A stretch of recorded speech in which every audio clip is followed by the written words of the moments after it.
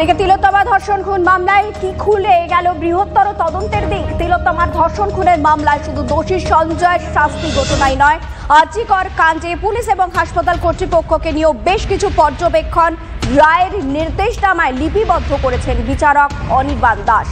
প্রাতিষ্ঠানিক ব্যর্থতা, আর্জিকর মামলার রায়, ঠিক এই ভাষাতেই রাজ্যের সমালোচনা করেছেন শিয়ালদা কোর্টের বিচারক। পুলিশি তদন্তে কোথায় কোথায় খামতি থেকে গিয়েছে, হাসপাতাল কর্তৃপক্ষের ভূমিকায় কোথায় গাফিলতি রয়েছে তাও উল্লেখ করেছেন বিচারক। রায়ের নির্দেশনামায় বিচারক দাস জানিয়েছেন, ঘটনায় এফআইআর রুজু করার সময় পুলিশের দিক থেকে বেশ কিছু খামতি থেকে গিয়েছিল।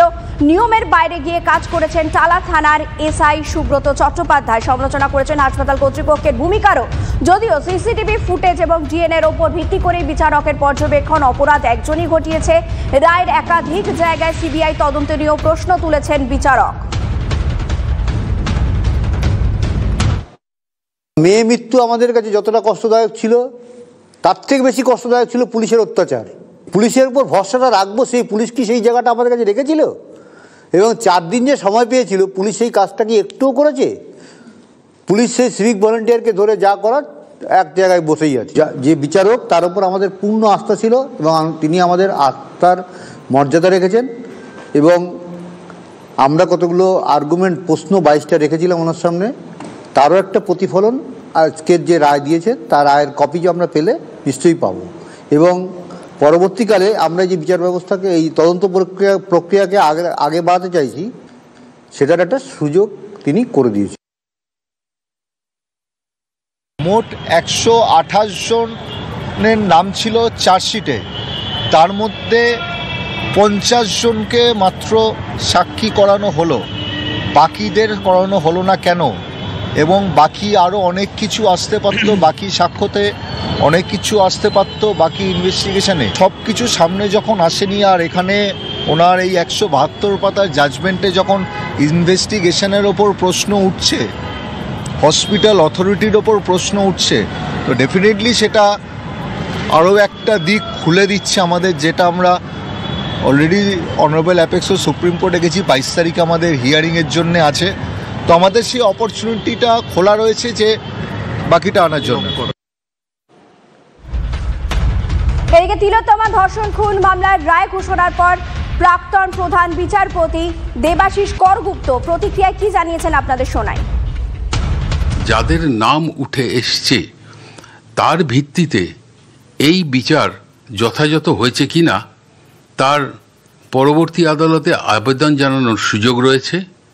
যদি তা হয় তাহলে এখানে শেষ নয়, এখানে শুরু বিচারের দ্বিতীয় অধ্যায়ের। যে সর্বোচ্চ আদালতে এখনো একটি মামলা রয়েছে, যেটি কিন্তু সাংবিধানিক বেঞ্চে, সেন্ট্রাল ফরেন্সিক ল্যাবরেটরির যে রিপোর্ট পৌঁছেছে, সিবিআই এর একটার পর একটা রিপোর্ট যা পৌঁছেছে, তাতে যদি তারা মনে করেন যে ইনভেস্টিগেশন হয়েছে তাতে কোনো ঘাটতি বা খামতি ছিল, তাহলে সেখানে তারা যথাযথ নির্দেশ দিতে পারেন। এ ব্যাপারে একটা খুব গুরুত্বপূর্ণ ধারা হচ্ছে article 142 of the constitution of India, যেটা সর্বোচ্চ আদালত অর্থাৎ সুপ্রিম কোর্টকে অধিকার দেয় for the ends of justice তারা অর্ডার পাস করতে পারেন, যেটা অন্য কোনো কোর্টের নেই। সেক্ষেত্রে কিন্তু বিষয়টা আরও গুরুত্বপূর্ণ দিকে গড়ানোর সুযোগ আছে।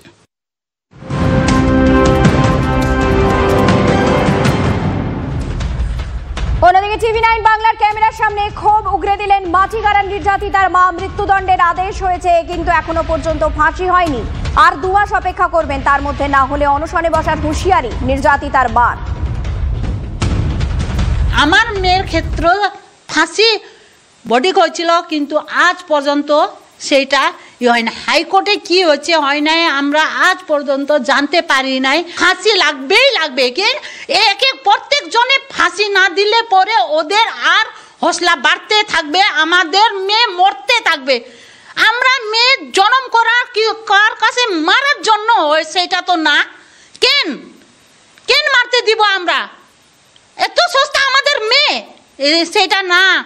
আমি চাই হাইকোর্টে আমার কেস তাড়াতাড়ি করতে। হাইকোর্ট না পারলে পরে আমি ডাইরেক্ট সুপ্রিম কোর্ট যাব, নাইলে রাষ্ট্রপতির কাছে যাব। কার কাছে যাইতে লাগে ওইখানে যাব। যখন পর্যন্ত আব্বাসের ফাঁসি লটকাবে না, আমি অতব্দি শান্তিতে থাকবো না।